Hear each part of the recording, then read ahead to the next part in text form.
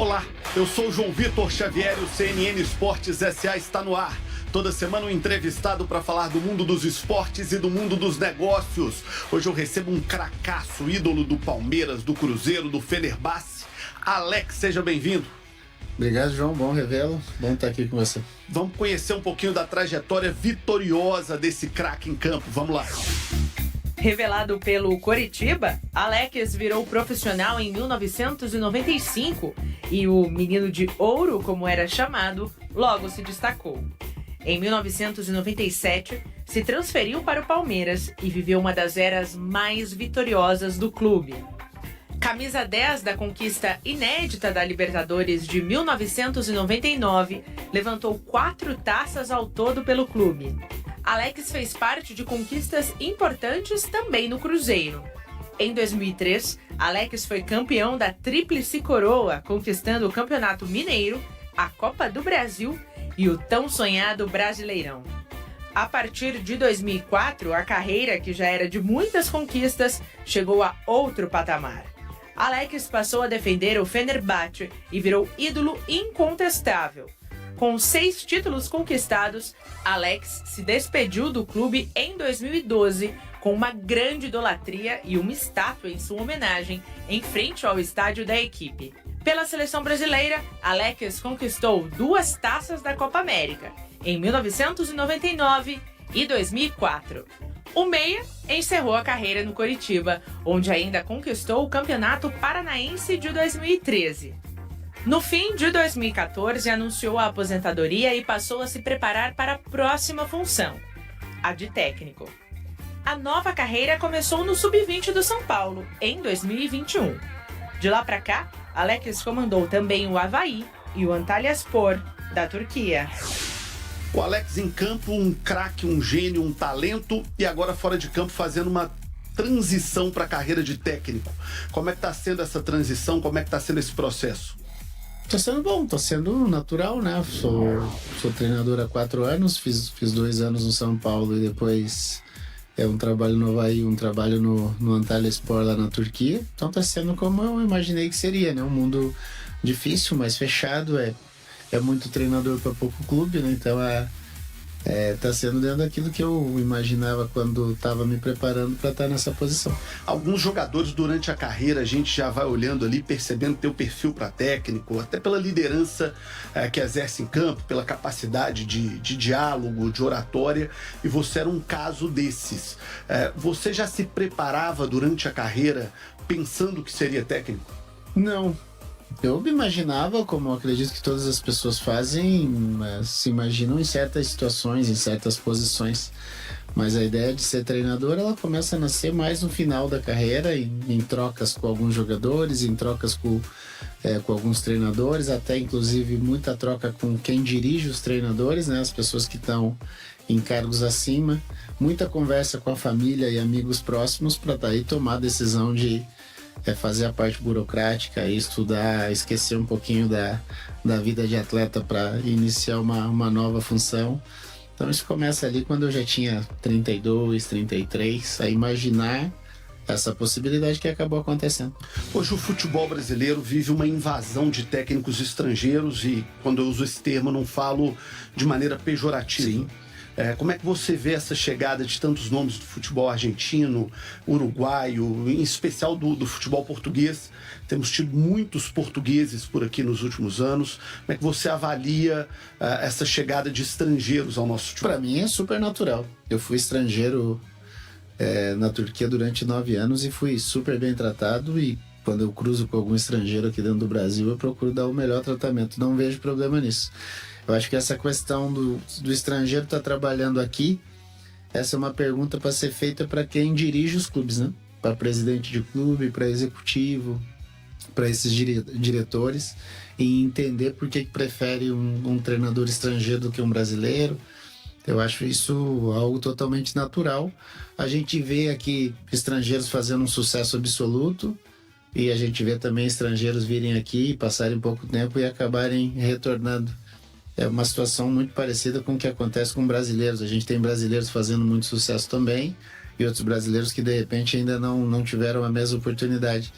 Então eu vejo como uma situação totalmente natural.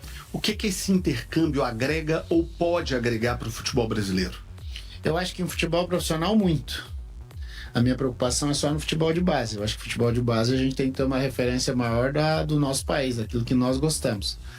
É óbvio que hoje o futebol é um mercado muito grande, sai uma quantidade de jogadores enormes do Brasil, muitas vezes nem jogam nas suas equipes ainda e já acabam saindo e terminando a sua qualificação, vamos assim chamar, de futebol de base para futebol profissional lá no futebol europeu.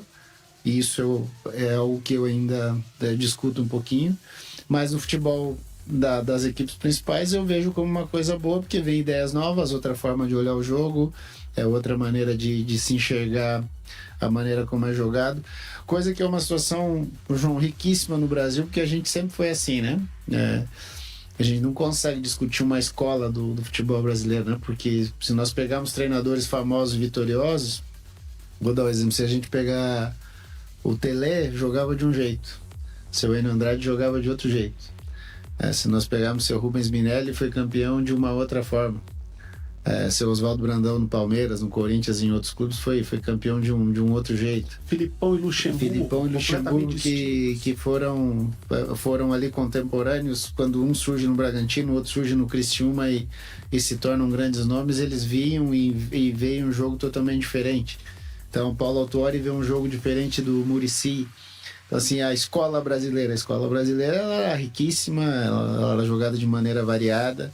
Então, assim, quando vem treinadores de fora, eu acredito que enriqueça mais essa discussão, que ela é bem grande e muito boa de ser feita.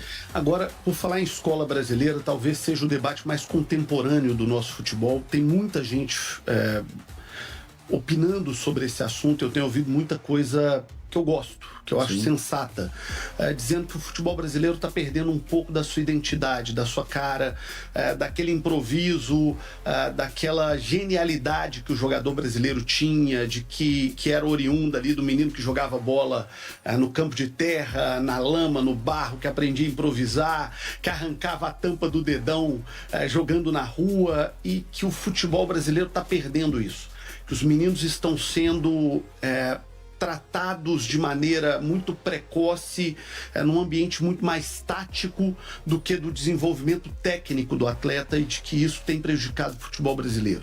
Qual que é a sua avaliação sobre isso? Qual que é a sua opinião sobre isso?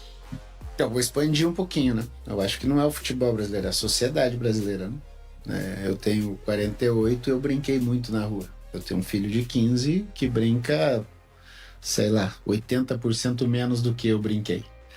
Então eu vou dar um exemplo de quando eu fiz a primeira licença da CBF. Na licença da CBF você é obrigado a visitar algum clube, permanecer algum tempo lá e fazer um trabalho sobre aquele período que você lá esteve. E eu visitei o Curitiba, na época acompanhando do Sub-20 até o Sub-11. Então passei lá quase 40 dias. E uma coisa que me marcou muito é que o meu primeiro dia no clube era um treino do Sub-15 e uma segunda-feira de manhã.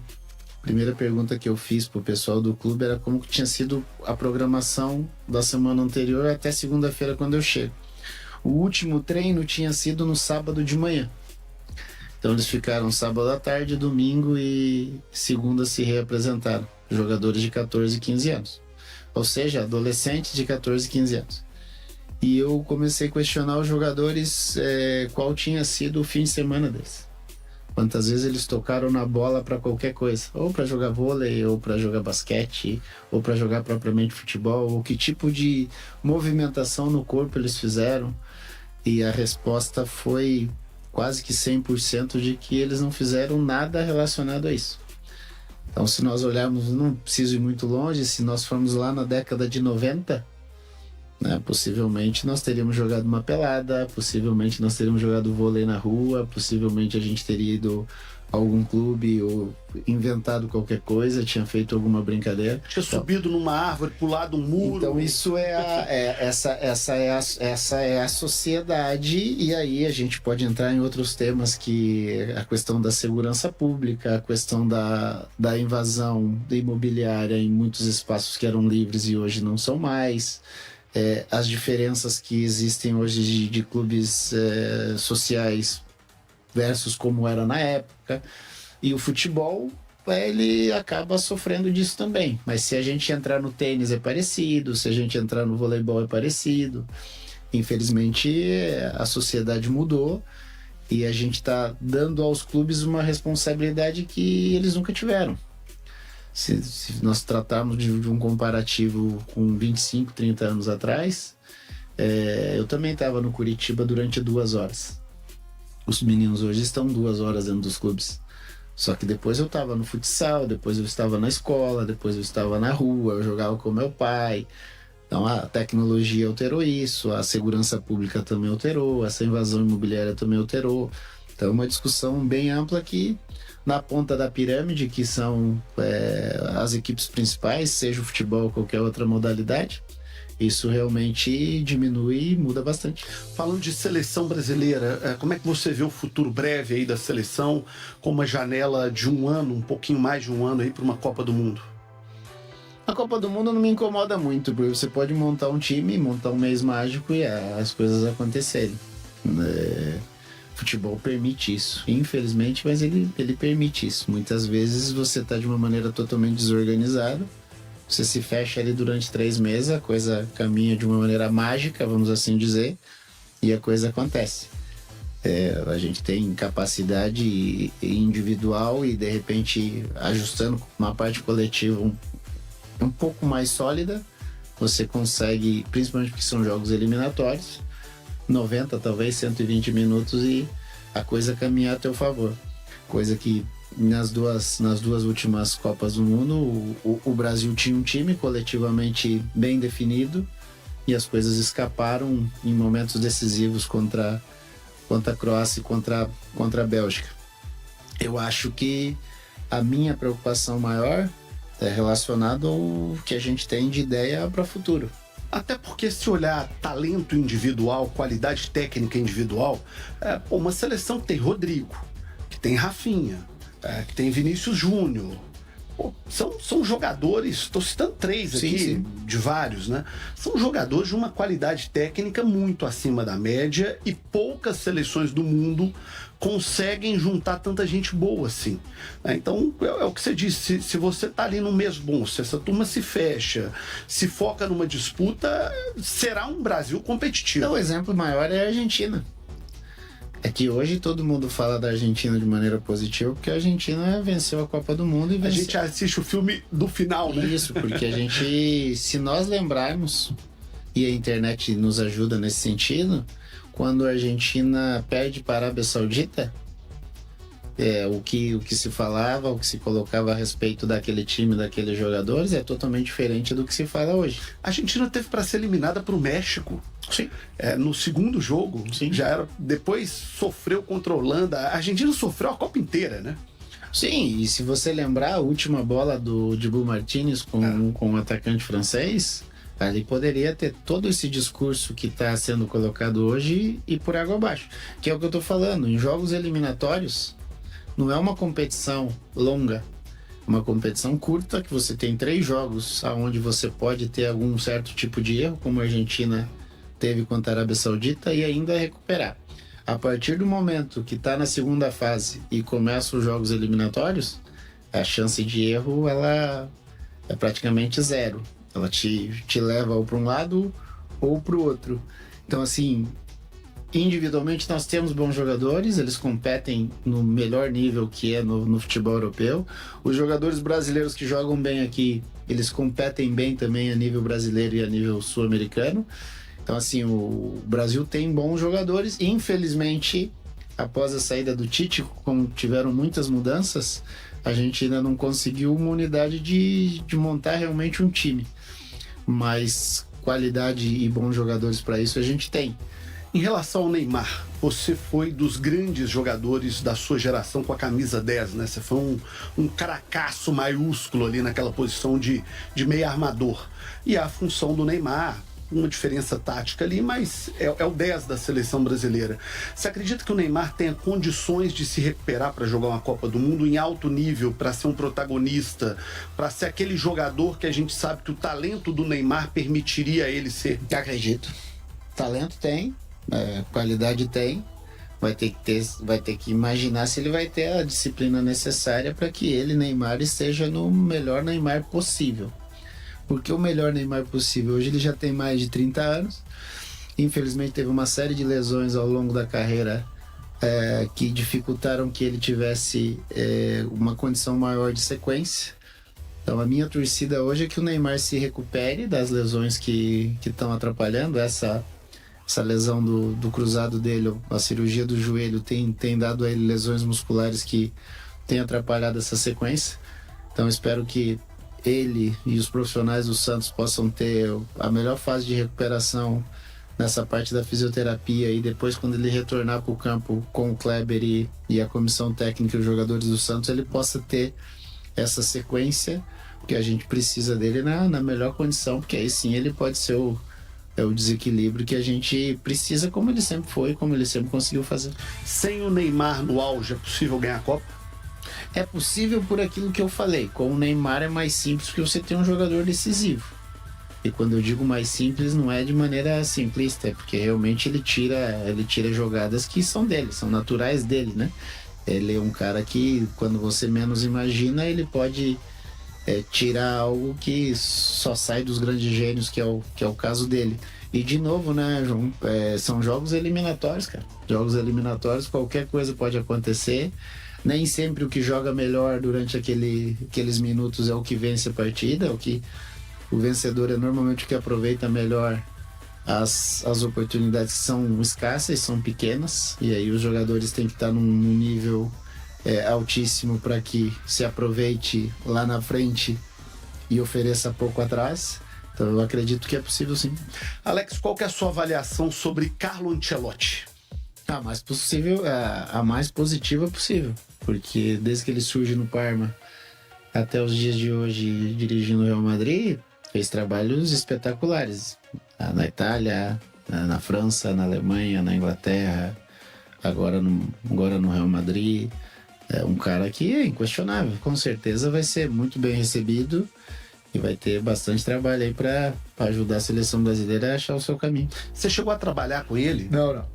Só o conheço como adversário e depois acompanhando os trabalhos que ele fez aí em vários lugares. O fato dele ter trabalhado com tantos brasileiros, até no Real Madrid, assim, você tem ali uma turma brasileira ali, Vinícius Júnior, Rodrigo, Militão, você tem muita gente da trajetória do Ancelotti, muitos brasileiros trabalharam com ele. Você acha que isso ajuda de alguma forma? Ajuda, e lá atrás, né, quando jogava ainda na Roma e no Milan, também tinha brasileiros companheiros dele, né, que provavelmente ele tem uma relação de amizade grande. E aí depois, se nós olharmos no Paris, na Inglaterra, na Alemanha, no Madrid, sempre teve jogador brasileiro envolvido. Então, pelo que a gente lê, pelo que a gente ouve, ter uma relação forte com os brasileiros. Desejar sorte e, como eu falei, vamos recebê-lo bem, para que ele consiga conduzir aí a seleção brasileira no melhor caminho. O que se diz é que é um cara muito bom de vestiário, né, Alex? Todo mundo fala que a relação pessoal dele é muito boa, meio que aquele paizão, aquele cara que fala mas sem perder. Ele tem o controle, né? Quando é para ser mais agressivo, vai ser mais agressivo. Quando é para ser mais controlado, vai ser mais controlado. E não tem muito o que falar, né? Já é um senhor, tem muito tempo de futebol, foi um cara jogando super vencedor, é um cara que treinando é super vencedor. Então, realmente é um cara que tem o respeito só na chegada dele por tudo aquilo que ele representa. De professor para professor, taticamente, como é que você imagina uma seleção brasileira do Ancelotti? Cara, é difícil isso, eu tava até pensando isso, conversando com os amigos, porque no clube ele tem o dia a dia. Na seleção ele vai ter que buscar um casamento aí de... Isso é de matar, né, cara? Isso é louco, porque o cara joga na Europa no final de semana, ele atravessa para América do Sul para jogar aqui nas eliminatórias, tem que ver o controle da carga desses jogadores, porque às vezes você vai encontrar um cara que jogou lá meia hora e vai encontrar um cara que de repente jogou 100 minutos. Como é que você vai fazer? Que tipo de treino você vai dar? Então vai ser no início de muito mais de uma conversa daqueles jogadores que ele já tem conhecimento, para que ele consiga aos poucos ir montando na conversa individual, do indivíduo para um setor, do setor para montar um coletivo. Então, eu sou sincero, taticamente não consigo imaginar o que ele vai fazer, até porque ele não é aquele cara do caderno definido, né? Ele já fez várias mudanças dependendo do jogador que ele tinha na mão. Então, realmente é algo que eu tô curioso para saber o que ele vai fazer. A tendência é um Brasil mais a italiana, a marcação forte, aquela defesa bem montada. Ele é italiano, ele participou daquele Milan que historicamente a gente sabe que é considerada uma das melhores defesas da história do futebol mundial, na época do Arrigo Sacchi como treinador, né? Campeão europeu, que jogava os holandeses.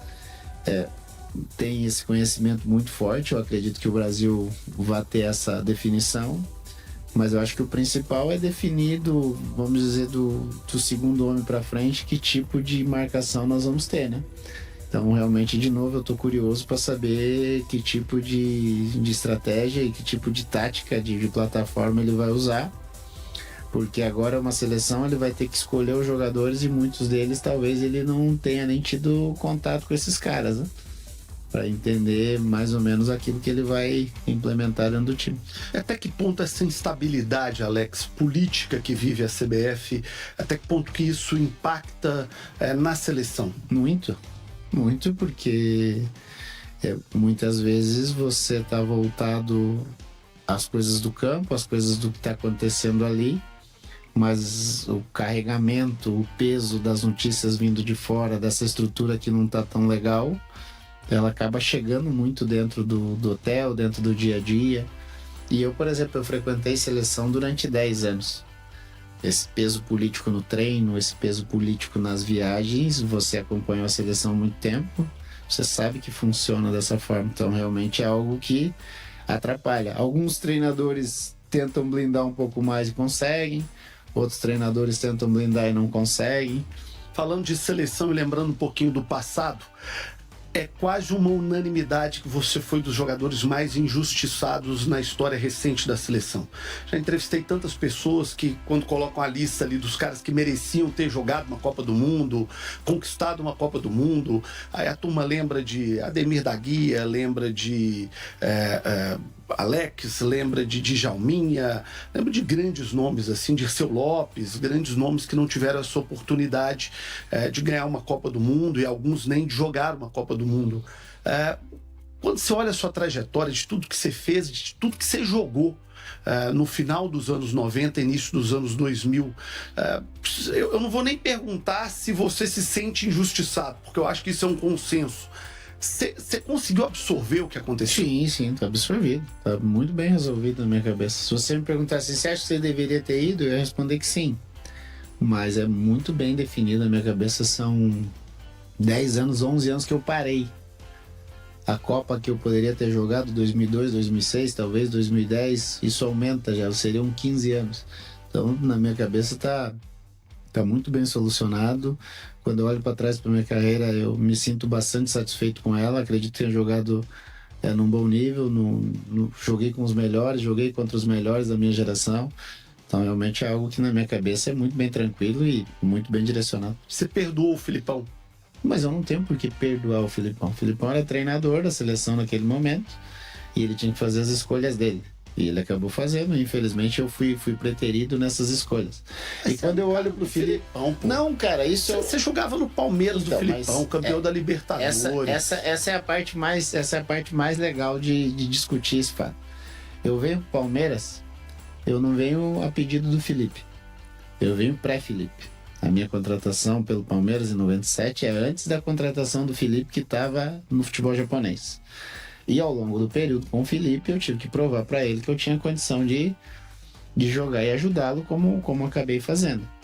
Então, assim, quando você fala em perdoar, não tem por que perdoar o Felipe. Quando eu olho pro Felipe, meu treinador do Palmeiras, que me ajudou bastante para que eu seguisse a minha carreira. Relacionado à Copa, ele tinha que fazer escolhas. Acabou fazendo as dele, foi campeão, o que o futebol brasileiro é maravilhoso, e que para mim, infelizmente, é ruim porque eu não tava. Mas não tenho nada relacionado à pessoa e ao Felipe como treinador. Alguma vez vocês puderam conversar sobre isso? Já rolou uma DR, nem que seja numa boa mesa de restaurante? Eu escrevi eu não escrevi, né? O Marco Eduardo Neves escreveu a minha biografia. Na minha biografia eu tinha que escolher algumas pessoas para falar a respeito da minha vida, da minha carreira. E era inegável que o Felipe tinha que participar por tudo aquilo que nós vivenciamos juntos, e principalmente essa história do Mundial. O Felipe deu a entrevista, foi muito educado, passou a tarde inteira com o Marquinhos falando a respeito disso. Eu tive com o Felipe outras, 2, 3 vezes em encontros do Palmeiras. O assunto sempre surge e a resposta é sempre a mesma, que é a resposta mais óbvia, né? Eu tinha opções, eu tinha que fazer escolhas e acabei fazendo as escolhas que todos conhecem. Quem sabe então o Alex campeão ou o Alex numa Copa seja como treinador? Vamos trabalhar, né? A minha ideia como treinador é ter uma carreira longa e uma carreira sólida. Então, assim, se eu tiver a oportunidade que eu não tive como atleta, seria maravilhoso. Mas, de novo, não é algo assim que me faça perder o sono, que eu fique preocupado, ou que eu fique olhando para trás e praguejando as pessoas. Como você usou a palavra do perdoar, não tem nada. As coisas eram uma situação esportiva. As pessoas, no caso o Felipe, tinha que fazer a escolha dele. Depois teve o Parreira em 2006 fazer as escolhas dele, o Dunga em 10 fazer as escolhas deles, e infelizmente eles acharam que eu não servia para aquele grupo que representou o Brasil nos mundiais, e para mim tá muito bem tranquilo, muito bem resolvido. Ídolo do Cruzeiro, Palmeiras, Fenerbahçe, cracaço, e que agora é treinador e que começa a sua carreira de treinador no momento de uma virada de chave do futebol brasileiro. Você foi um jogador dos clubes como associação, né? Aquele clube que tinha um presidente, aí daqui a pouco era outro, daqui a pouco era outro. Hoje é um futebol diferente. Como é que você vê essa virada de chave no futebol do Brasil, Alex? Pô, mas João, tava até analisando esses dias a minha carreira, que tipo de dirigente eu peguei, que tipo de presidente eu peguei. Então, quando eu subo no Curitiba, eu pego um presidente que é considerado o maior presidente da história do clube, Evangelino Neves. Ele é meu presidente por 4 meses. E ele acaba sendo destituído do cargo por 3 empresários. Esses 3 empresários tiram dinheiro do próprio bolso, colocam e assumem a gestão do clube. Depois eu venho para o Palmeiras, o presidente do clube é o Mustafa. É um quadro associativo, mas o Mustafa Contursi era um presidente muito forte. Era um personagem pesado no futebol do Palmeiras e pesado no futebol brasileiro. Se a gente lembrar, ele tinha boas entradas na CBF, ele era um cara que ele era normalmente chefe de delegação, então ele era um cara pesado, e na época trazendo uma parceria grande com a Parmalat, que durou 10 anos, se eu não me engano. Eu vou pro Cruzeiro. O Cruzeiro é comandado com uma troca ali sempre entre os irmãos, o Zezé e o Alvimar. Mas no meu período, família Perrella. A família Perrella. No meu período é a família Perrella que comanda. Eu jogo um espaço curtinho no Flamengo, que era um clube associativo, mas que também estava tentando uma parceria, que a coisa acabou não acontecendo. No Fenerbahçe não. O Fenerbahçe era um presidente pesado, com uma diretoria grande, com essa diretoria como mecenas, colocando bastante dinheiro. E aí agora, estou acompanhando aqui, existem essas mudanças, né? E aí tem várias SAFs e vários modelos de SAFs, né? Se nós lembrarmos do primeiro que chegou no Brasil, foi a Red Bull com o Bragantino, que é diferente da do Grupo City com o Bahia, que é diferente da Tricorp com o Cruzeiro, que é diferente com a empresa do Textor no Botafogo, que é diferente da do Atlético Mineiro, que é diferente da do Cruzeiro, que começa com o Ronaldo e hoje está com o Pedro.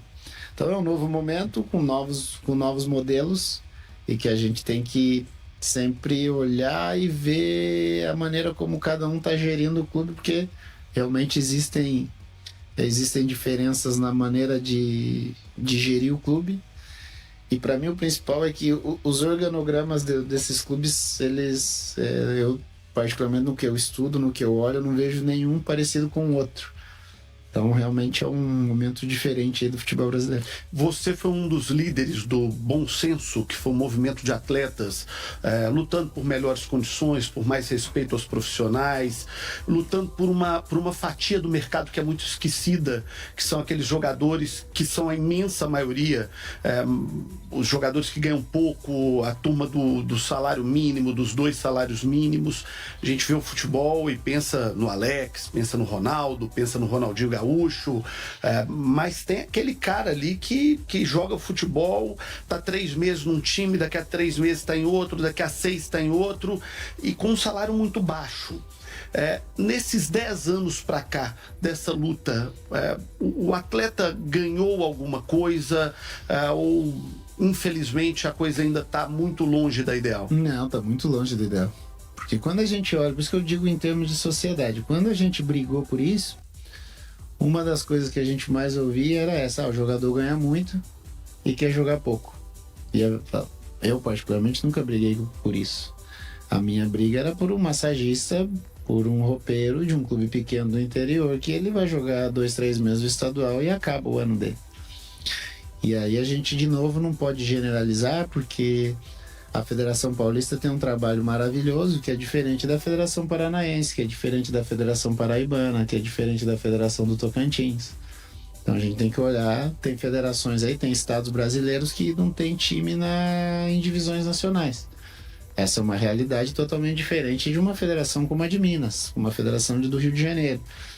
Então nós brigamos, foi uma briga bem interessante, foi bem desgastante, mas foi bem interessante. A gente chegou no poder maior, que naquele momento a presidente era Dilma Rousseff. E eu lembro de conversas com o Mercadante, por exemplo, que, se eu não me engano, naquele momento ele era o ministro da Casa Civil, em conversas com a presidente Dilma, onde a gente levou jogadores no maior nível, que éramos nós da Série A, a jogadores que jogavam em clubes do interior de Santa Catarina e que tinham acabado o calendário para aqueles caras, para explicar para deputados, explicar para senadores, explicar para os próprios ministros e para a própria presidente da época como funcionava. E reuniões com o presidente de clube, reuniões com treinadores e reuniões com a rede detentora dos direitos, com a própria CBF. Então, assim, a gente caminhou até onde podia ir, mas é longe da realidade, porque, como eu falei, infelizmente, a geografia, a divisão do nosso futebol, ela se torna muito distante. E, de novo, enquanto sociedade, a gente olha para os principais nomes, para os principais centros, e a gente sabe que tem muito. Na época, hoje eu não sei te dizer hoje quantos clubes tem, mas na época nós tínhamos 675 clubes de futebol profissional. Ô Alex, o calendário parece ser um problema muito sério, né? Porque ao mesmo tempo que você cita, e com razão, isso de um time talvez do interior de Minas, de São Paulo, do Rio, do Piauí, que vai ter ali 3, 4 meses e depois não tem calendário, você tem também o outro lado, do atleta e do clube de alto nível, que às vezes joga 3 vezes numa semana e tem Libertadores, tem Copa do Brasil, tem Campeonato Brasileiro. Tem um caso que para mim é o mais bizarro da história recente do futebol brasileiro, que é o Botafogo. O Botafogo é campeão da Libertadores numa semana, campeão brasileiro na outra, e não consegue comemorar o título, porque tem que pegar de madrugada o avião para disputar o Mundial de Clubes. E como é que você vai cobrar a performance de um atleta numa situação dessa? Isso hoje já não é Brasil, né? Isso a gente já vai entrar na Conmebol, já vai entrar com a situação da UEFA, vai chegar na FIFA.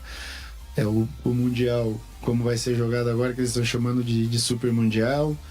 Tem a situação da própria Copa do Mundo, que já aumentou o número de seleções. E aumenta com isso o tempo de disputa, né? E aumenta o tempo de disputa, e aí quando você coloca isso, você tira o período de férias dos atletas, e aí você tirando o período de férias dos atletas, você tira o período de preparação para o ano seguinte que vai começar. Então é uma discussão pesadíssima, que realmente atrapalha bastante. O cara chega para o que deveria ser o ápice da carreira dele, talvez no pior momento físico. A gente já viu isso várias vezes. A gente já viu E de novo eu entro naquela, João, de como a nossa sociedade vai enxergar. Porque se você enxerga o teu time campeão brasileiro no meio de dezembro e você quer esse mesmo time bem no início de fevereiro, você está esquecendo que esse cara saiu campeão brasileiro, entrou de férias, o corpo dele deu uma diminuída e ele tem que voltar a se preparar para poder iniciar o ano. E quando você dá um peso muito grande pro estadual, por isso que eu tô dizendo, em que clube você tá, qual é a tua condição, e é aquela sociedade, aquele torcedor é que tem que entender, porque assim, se você olhar em termos de preparação, muitas vezes é melhor você perder o teu estadual, para você se preparar melhor pro teu campeonato nacional.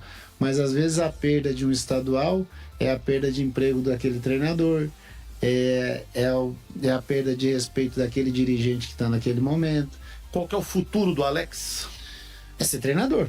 E como todo treinador, ou você está trabalhando ou você está desempregado. No momento eu tô desempregado, esperando alguma coisa para que eu possa desenvolver as minhas ideias em algum clube. Em breve veremos o Alex aí na Série A, na Série B, cara, brasileiro? É o que eu acabei de dizer. Tô na expectativa, tô esperando que algum clube olhe para mim, para que me ofereça essa condição de trabalhar.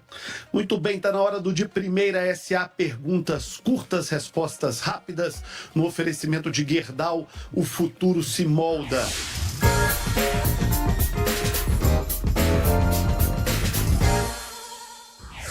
Quem foi o maior craque que jogou ao lado do Alex?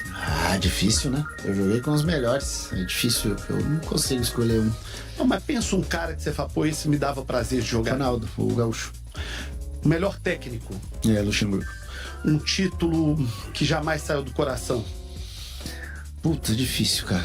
Difícil porque vou me alongar um pouquinho na resposta para me fazer ser claro.